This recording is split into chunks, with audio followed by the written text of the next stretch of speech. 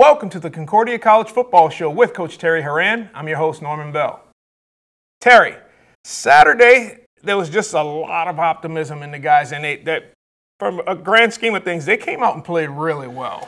Absolutely. You know, I hadn't seen really this kind of effort and enthusiasm for the game here in about 3 weeks or so.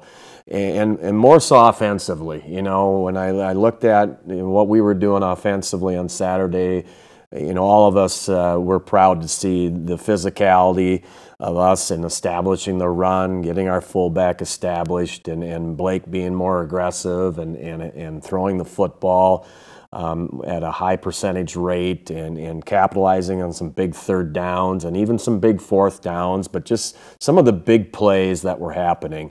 You know, so we were proud of that. We were, and that was a positive that I talked to our kids about even after the game. I'm taking the positives out of this game. You know, the elephant in the room, though, continues to be, you know, obviously us hanging on to the football, or, you know, interceptions, and we had 4 turnovers to their 0. So really, ultimately, this game came down to turnovers and big plays. Yeah. And we were right there. Third quarter, we get that big run from Dane, but in that drive, if you remember, we were like 4th and 3 on our own 40-yard line, and I just decided we're going for it. You know, I believe in our kids, and they've been working hard. They were establishing that run. So Blake read our little midline and got us the first down, and then about 2 plays later, you know, Dane's in the end zone, which was great. Now it's 21-14, and then they come out with number 9, their stud receiver, that Galash kid, and they run their speed sweep, and we just, you know, we didn't do our job, and they get the little halfback pass over the top of us that's over 70 yards, and really defensively, and I know our defensive coaches, you know, they're competitive, and so are our players. And I think when you're a team that's like us right now, when you're 3-5, it's guys just maybe trying to do too much at times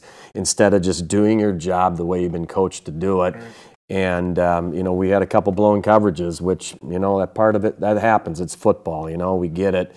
But you know, the score, in my opinion, was a little closer than what it indicates on the board. And that's what we talked about on the radio. The score was definitely not with the way that if you looked at this game, it definitely doesn't match. Absolutely. And, you know, really in every category, you know, we were leading. I mean, time of possession, we haven't had, our goal each and every week is 34 minutes. And we were close to 35 minutes. We haven't had that the last several weeks, so it was great to see that.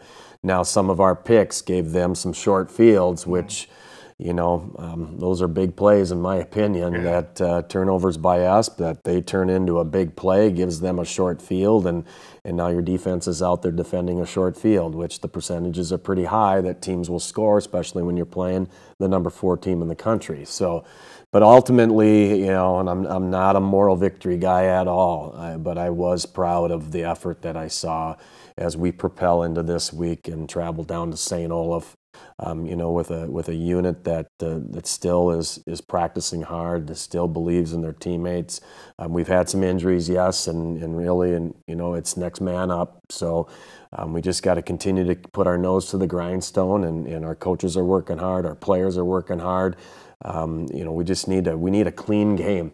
You know, we gotta kind of get rid of all the muddy water here and get some clean water and just take care of business, take care of the football, do our job in all 3 phases, and let's hope it's this Saturday. Yeah. Well, let's go ahead and take a look at those highlights.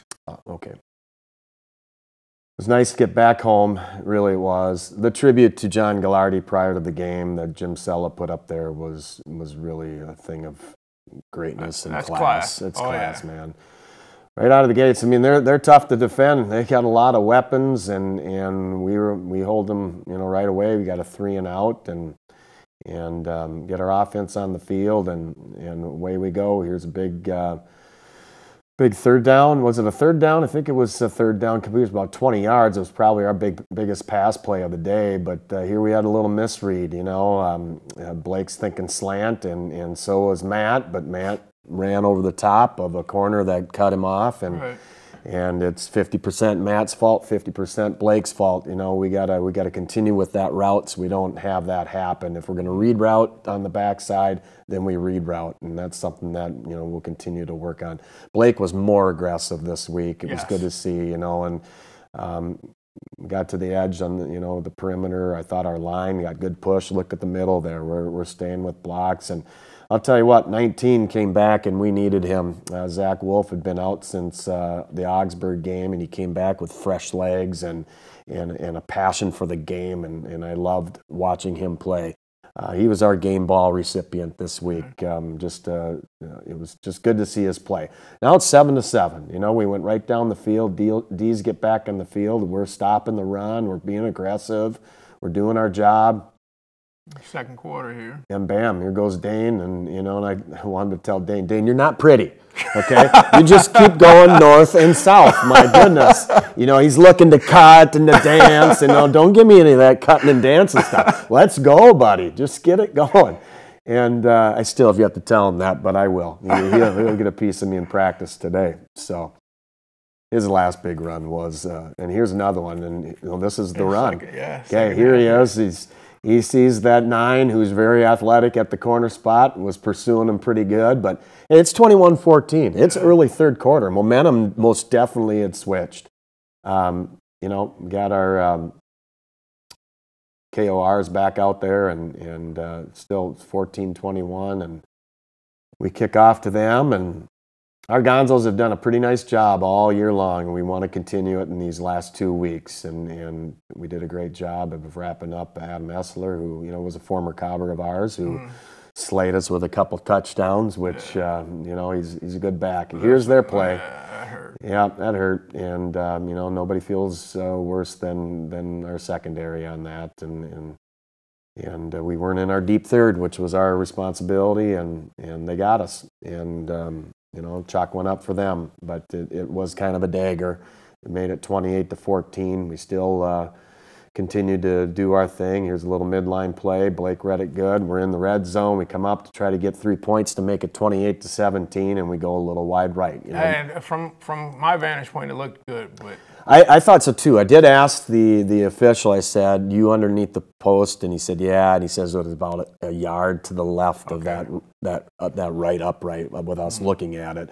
But it was you know, that's a scoring opportunity, you know, and again, nobody feels worse than Tony Kostelecki, because he takes a lot of pride in his craft. He works at it hard. It just went right, and but boy, that would cut it to 28-17, and you're right there, and all of a sudden we miss it. And that long drive, everyone's, you know, just kind of searching again, and that's the stuff that we want to clean up. We want to bang those field goals. We want to get points when we can get points. We want to take care of the football.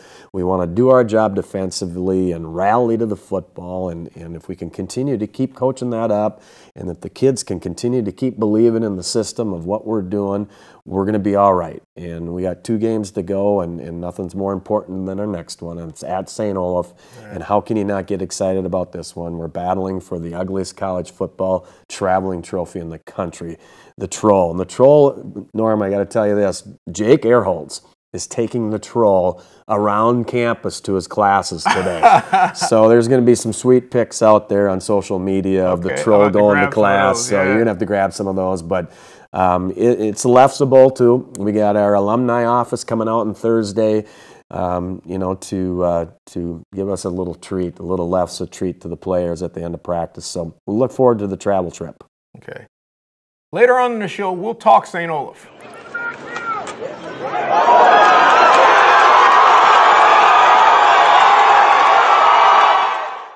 Welcome back to the Concordia College Football Show. I'm now joined by Director of Football Operations and Video Coordinator, Hunter Berggren. Hunter, thanks for joining me, man. Yeah, thanks for having me on. You know, I'm really looking forward to it.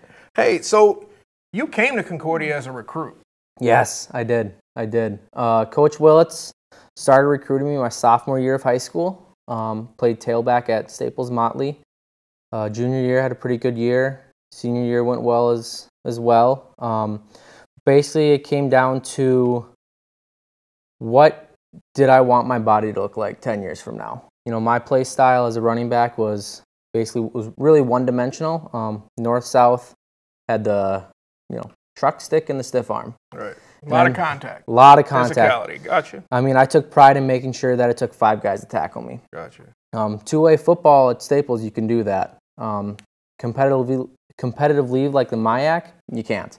So I was really debating on if I wanted to put my body through that, and it came down to I didn't want to do that, but I still wanted to be involved with the football program. I want to coach someday, so I knew that to do that, I had to be involved at the college level, and so I talked with Willits about it, and here I am. Hunter, I'm going to stop you right there. That takes a lot of guts and insight to realize that, you know what I'm saying, I as much as I love the sport, I don't know if I really want to put my body through this because I know the type of player that I am, and it's going to cause damage. So that I commend you for that, because Thank you. A lot of guys, would have been like, oh well, but I commend you for that. So you were a 3-sport athlete at Staples Motley until your junior year, was it? Yeah, I played basketball in the winter until, 5'10", 220. So what other sport besides football? Yeah, I was a trackster. Okay. I ran till my junior year, have a 6th place state medal in the 4x1 with them, school record there. And then I, kept putting on weight for football as my career was getting better there. And I switched over to throwing full time. And I'm actually throwing here at Concordia now too. Oh, okay. So you're part of the track program. I am, also. Yeah. Heart loves to compete. So I understand that. And there you go. You come to college, to be a football player. You figure things, well, maybe this isn't right for me right now, but I'll give it another sport. So you're still a student athlete in every aspect of it. Yep. All right. So what's your major? My major is social studies education with a minor in coaching. Okay, so you want to be a coach? Yes. Yes. So, and this is your 2nd year? Yep. Director of football operations here. Is like you're getting job knowledge right now. Yes, like absolutely. So much job knowledge. You're a video coordinator, so I'm sure you get the opportunity to break down video, look at video, and all the different things that you do. Now, with the video, a lot of people don't realize that you are on the new scoreboard. I am on top, yes. You have the best vantage point in the stadium. Absolutely. Maybe not of the scoreboard, but the actual stadium. Correct. It can be a little awkward sometimes, especially like during that tribute on Saturday, everyone's looking at the scoreboard, and I'm just standing up there like, not sure exactly what I'm supposed to be doing right now, but here I am. Yeah. But it really is, in my mind, the best seat in the house. Mm-hmm. I sent a picture to Jim Sella a few weeks ago of my vantage point, and you can just see everything. So I really enjoy it. Actually, sometimes during game, I enjoy it a little bit too much and get a little bit off on the film, but I won't tell Terry that. Well, you're the video coordinator, so you're allowed a few mistakes here and there. But then, what's life at Concordia been like for you these past couple of years? It's been a lot of fun. I've made some really good friends, guys that I'll definitely stay in touch with for the rest of my life. I'm living with 2 of the football guys now, or one is a former football guy. We have a lot of fun together. Life is good. Okay. Life is good. And we talk future plans, but to be a football coach, is it high school, college, or wherever it takes you? I would love to be a high school coach. Just the ability to work with kids who are developing their skills. They're not quite there yet, but they're working on it. Mm-hmm. I think it'll be a lot of fun to watch the development that happens in your 4 years of high school, from freshman to senior year. Guys change a lot, and I think that'll be a lot of fun. Okay. Now, we talked about your role as the director of football operations. Just give us a little brief description of what the week is like for you and a game day. Yeah, so Tuesday through Thursday, I am up on top of the scoreboard filming practice. Mm-hmm. Basically staying, I keep as much as I can the tight shot for those offensive lineman guys who really need that. Right. But I go wide when we have to. But I film it, and then after practice I get down and I take the sideline camera as well, and I go in and I upload it to Huddle for the coaches. Okay. Get everything up there so coaches and players can look at it. And then come game day, I get there about 10:30, like most of the other guys. I make sure I have the cameras swiped of all data from the week, make sure I don't have anything, correlating with the game film. Okay. And then about 12:20, 12:30, I go up top of the scoreboard with our huddle system that directly interlocks our sideline and end zone camera so that the coaches don't have to do that and worry about trying to find the right play from the end zone, the right play with the sideline to do that. Our new huddle system does that directly from the game. Okay. And so we hook that up to the camera, get that all going. And then I still clip the camera and the game as we're going play by play, just in case we have some issues with that. Right. But basically, I film the game and I get the best seat in the house. All right. Oh yeah, you definitely have the best seat in the house because Without a doubt. You get to see holes opening up from your vantage point and everything. Absolutely, And that's probably the most fun. A lot of people don't realize that like college teams typically, they use that end zone camera to see how the play is developing and things like that from from the player's vantage point. And the sideline camera is just, Yep. No, like with that hole that Dane had for his big touchdown, I could see it coming a mile away almost. Because, there's that block, he's gone. It was awesome.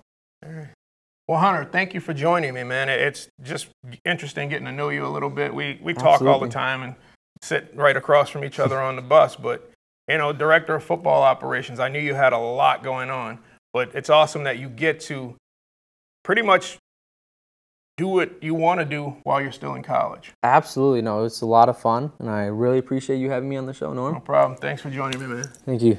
That's Director of Football Operations, Hunter Berggren.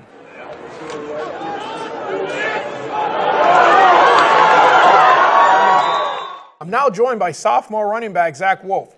Zach, thanks for joining me, man. Yeah, thanks for having me. Rochester, Mayo, huh? Yeah. So let me ask you, why Concordia? You passed up a lot of school to come here. Why Concordia? Honestly, my mom wanted me to come up here for a camp in the summer because my mom's an alum. Okay. And I have a couple family members that are alums, so I said, yeah, I'll come up here for a summer camp. Skills camp, I really liked the coaches, liked the atmosphere, liked everything about the campus. Got a tour after the camp. It was a great time. Okay. Who was your recruiter? Mr. I believe. Mr. What was that relationship like during the recruiting process? It's pretty fun. I don't know. He was a fun guy, easy to talk to. Really got me excited about coming to Concordia. Awesome. So now you broke a bone in your arm against Augsburg, am I right? Yeah. You were having a pretty good campaign there before that happened. What did that do to your spirits when you found out you weren't going to be able to go for a little bit? It brought me down a little bit, but when Don said it was only going to be like 5 weeks, maybe even 4, I was pretty pumped because my senior year of high school, I broke my fibula, and that took me out 6.5 weeks. So I was like, I mean, it sucks, but it's not. It could be worse, Now, you came back this past week against St. John's. What did you feel, a sense of fresh legs and stuff like that? My legs felt really good that week of practice, and I was ready to go. Okay. I was ready. So what are you majoring in? Ag business right now. Ag business, okay. Yeah. And what would you like to do with that? There's a couple options. I might go back farm with my grandpa down in Iowa, or I don't know what else. But your dream job is to be a pilot? Yeah, dream job is to be a pilot. Okay. Like my dad. All right. So now your parents work. Your dad works at the airport, is it? Yeah, and with the Mayo Clinic for their jet. Okay. And your mother? She's a teacher. Okay. 6th grade teacher. Oh, awesome. So you have that education background. And so she was my teacher in 3rd grade and 6th grade, too. Really? How was that? Honestly, it worked out pretty good, and she was a good teacher. And she treats you like a student? She treated me like a student, and it wasn't weird in class at all. Okay, and you had her twice? Twice, yeah. She's at the elementary school, and then she went to middle school. So just, what do what's life been like at Concordia this past year and a half, I should say? Was it everything you thought it would be, better? It's pretty similar to what I thought it would be. Football is definitely a lot different than at high school and what I thought it would be. But I definitely have enjoyed Concordia a lot. Okay, and how do you manage the academic side of things? Because being a student athlete is a tough job. So and being at a really tough school academically like Concordia, I know it can be a challenge. During the season, it's definitely tough. Going to practice, meetings in the morning, like constantly doing something, and then after practice, having to do your homework for an hour or two. Definitely is hard. And then once the season's over, it kind of relaxes a little bit. You got more off time. Only thing you got to really do is lift. Okay. That helps out. Three-sport athlete at Rochester Mayo. Yeah. Is that the big school down there? One of them. One of them. How many schools you have down there? I know there's Rochester Lords, right? Yeah, that's the private school. Private school, and then there's 3 public. Okay. JM, Century, and Mayo. Okay. How big is Rochester? A little over 100,000. You know, I've been there before. I think it's Minerva's, maybe a restaurant. Maybe The what in that restaurant? Is it Minerva's? So it's an Italian restaurant downtown there. Maybe. Really good, man. I enjoy myself in Rochester. Always looked forward to going to eat dinner there. Yeah. Hey, well, thanks for joining me, Zach, and good luck on the rest of the season. Okay? Yeah, thank you. All righty. That's sophomore running back Zach Wolf.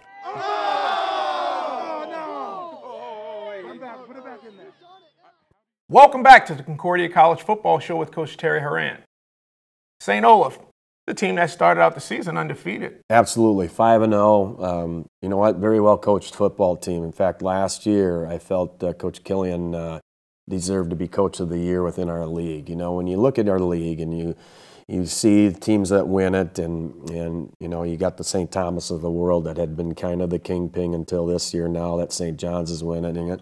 And Gary Foshing this year has done a marvelous job, obviously. But last year, when I was looking at a team with a new head football coach that had won 4 games, and they hadn't won 4 games in 4 years. Wow. He got it done last year. He was my vote last year as the Coach of the Year within our league. He now has his team 5-0. Then they went and hosted Bethel, and Bethel defeats them. Then they go to St. John's. St. John's defeats them. Then they go to St. Thomas. St. Thomas defeats them. So they're 5-3 now, and they've been beat big these last few weeks. Now they host us, and it's really 2 teams trying to find themselves still. Right. You know, we're trying to find ourselves. They are. But I know this, they're going to be coached up. It's their last home game because their final game's at Gustavus.